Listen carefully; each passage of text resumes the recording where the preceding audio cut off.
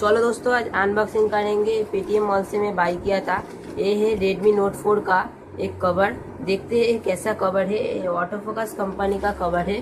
ये मेरे को फर्स्ट ऑर्डर था तो मेरे को 200 रुपया कैशबैक दिया था पेटीएम मॉल वालों ने। इसका असली प्राइस है 255 रुपीज़। चलो देखते हैं कैसा प्रोडक्ट है। ये कैसा प्रोडक्ट दिया है पेटीएम मॉल वालों ने।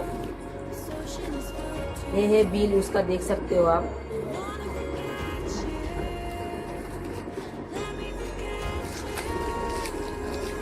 देख रहे हो, इसके अंदर कवर है Redmi Note 4 का, ऑटो फोकस कंपनी का। देखते हैं कैसा कवर दिया है ऑटो फोकस। अच्छी पैकेजिंग तो आता है। देखते हैं Redmi Note 4 का होता है क्या नहीं। देख रहे हो, हाँ Redmi Note 4 का हुआ है। बढ़िया लग रहा है। देख रहे हो आप, कैमरा अच्छी तरह दिया है। आप देख रहे हो, अच्छी है कवर। स्विच भी अच्छा है,